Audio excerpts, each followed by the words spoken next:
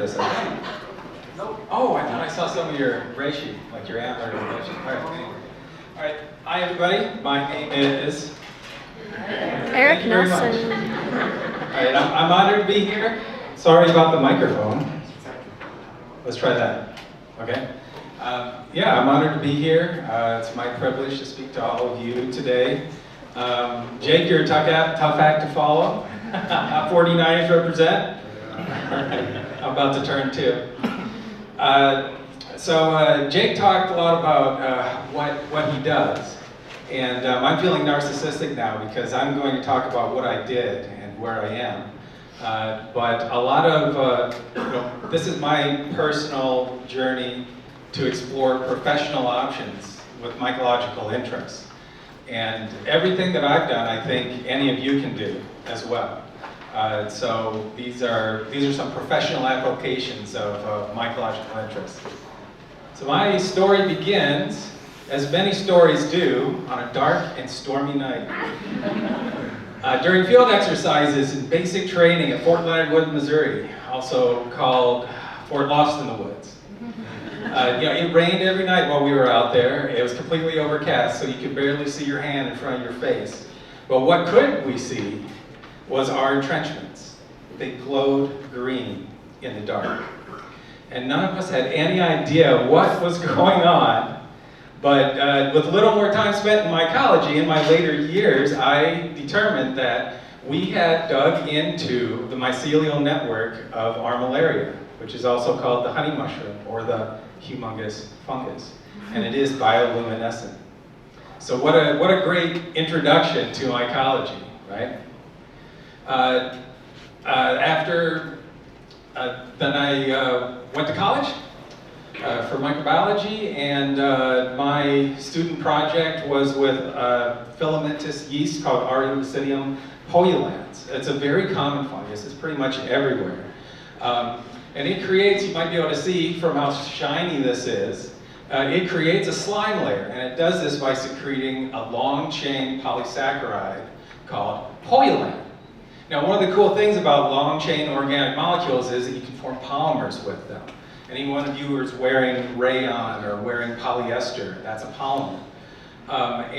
So what we were exploring was poululan is edible and it's biodegradable.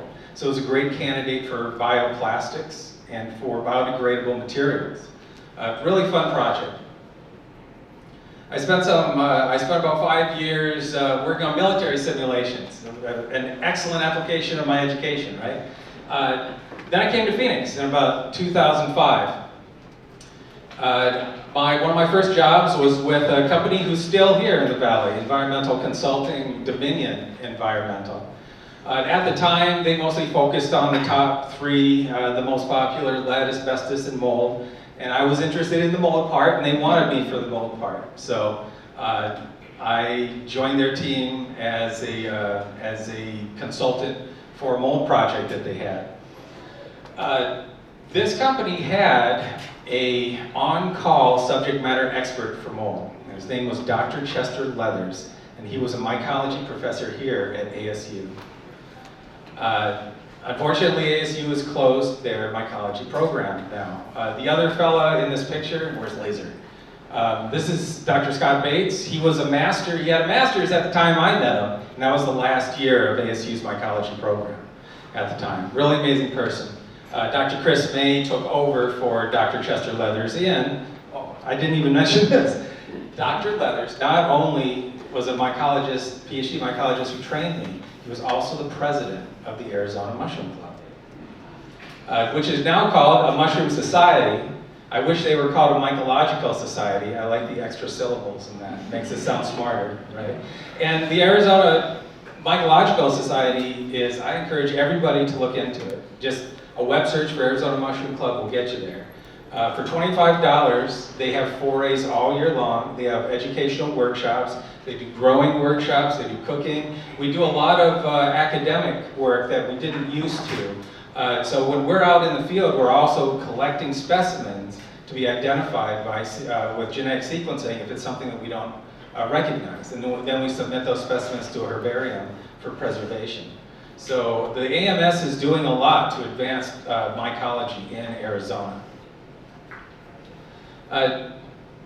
My interest in mycology really was on the rise after meeting Dr. Leathers, and I felt like I wanted to do more than what I was doing. I felt like I didn't have a good foundation in mycology. And I had an opportunity to go back to school, so I went back to school. I went down to University of Arizona, which is they are the extension service, the agricultural extension service. They have a plant sciences division, a plant sciences college, I believe. And within that is plant pathology and mycology. And I met the most wonderful person in the world, Dr. Betsy Arnold, who truly is incredible. Incredible research that she's performed. Tropical work with endophytes, if anybody knows what that is. Those are fungi that spend almost their entire lives inside plant tissues. And they have a symbiotic relationship with plants. They add resistance factors against insects, other diseases, etc. And many of them have pharmacological uses as well. So her research was actually funded by, I'm not sure what the right word is, but pharmacies, big pharma, maybe. So she was able to do a lot of her work because of the interest in pharmacological applications of fungi.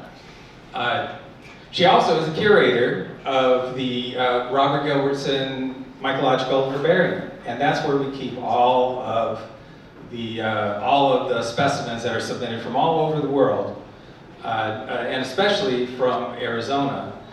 I spent a lot of time volunteering for their processing specimens, and one thing that I discovered was this same honey mushroom, Armillaria, in Arizona was very poorly documented.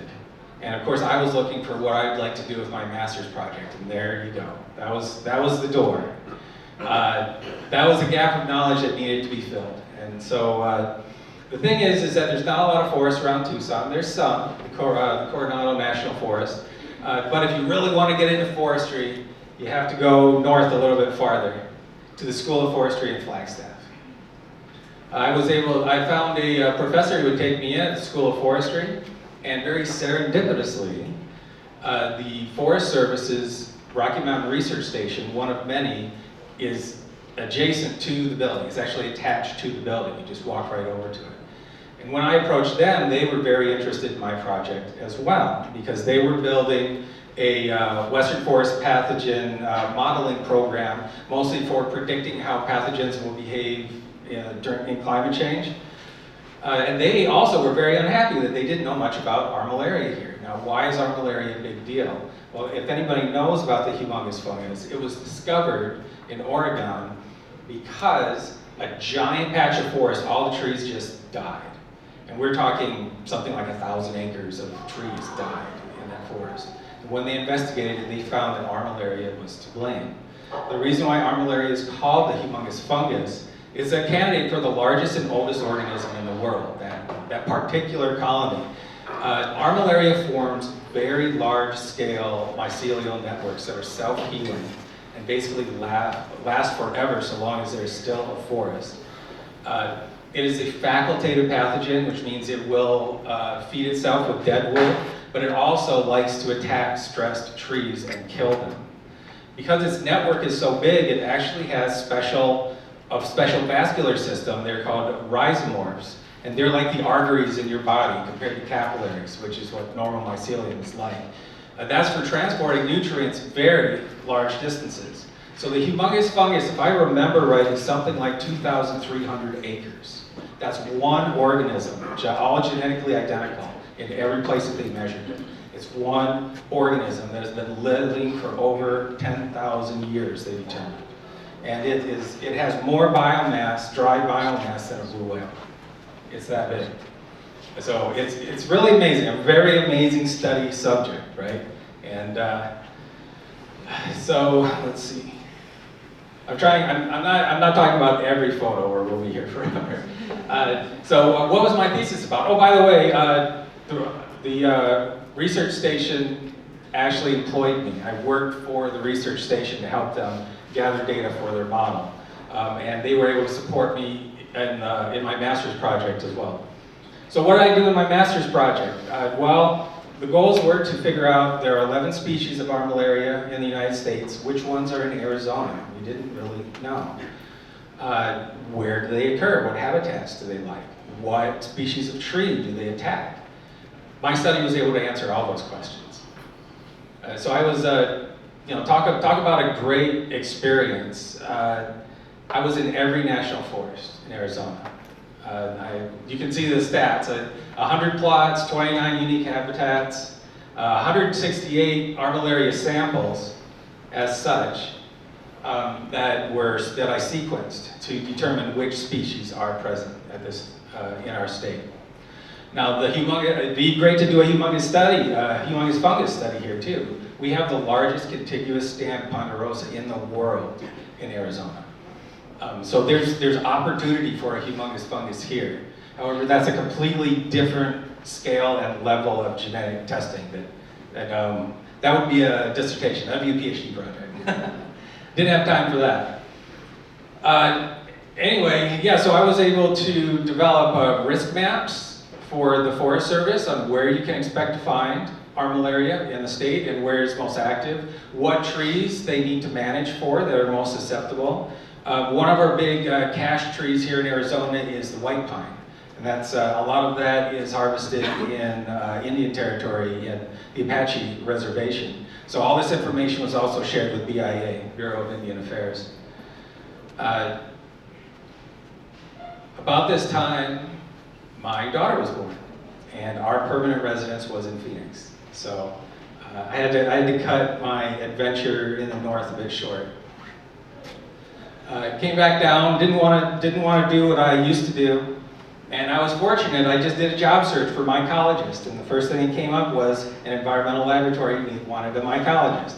Now, I mentioned that I was an environmental consultant before, and I think during the Q&A or the breakout groups might be a good time to talk about what consultants do. But the laboratory is the other half of the consulting picture. Consultants take samples and submit them to the laboratory because they have questions they want answered. The laboratory tells them what they've been given, identifies it, and then produces a report for the consultant so they can make decisions based on what was found. So I got to, if anybody remembers in Ghostbusters, I got to play with mold, spores, and fungus all day, every day. This whole incubator is nothing but plates like this full of fungi that we would have to enumerate and identify. So I learned how to identify, I don't know, over 100 different types of mold by microscopic features. We did all kinds of other fun stuff, bacterial. Here's a metabolic reaction plate that the different colors reactions tell you what bacteria you have, things like that. So super fun. This is something any of you can do if you have some kind of a microbiology or biology degree and want to go into the workplace. We have multiple environmental labs here in Phoenix. Let's see. Unfortunately, this lab had to downsize one of their big clients. They lost one of their big clients, and I was the most recent hire. So off you go, Eric. Go seek your fortune. By the way, here's some really cool photos from my time there. I think it's really fun. This is, believe it or not, that's wrong one. That's penicillium. That's penicillium. That's alternaria. That's aspergillus. That's Bacillomyces. That's Pseudomonas. It's a bacteria, but it creates these cool iridescent patterns. That's Bipolaris, which grows on grass. Super fun stuff. Yeah, I agree. It is. All right, so I was looking for work again, and I was very fortunate, landed on my feet. I found a company that when I was a consultant earlier, really impressed me and actually kind of intimidated me when I met their people because they were so knowledgeable and so good. Clark said Clark is broad scale consulting. They do just about anything that causes exposures and can hurt people.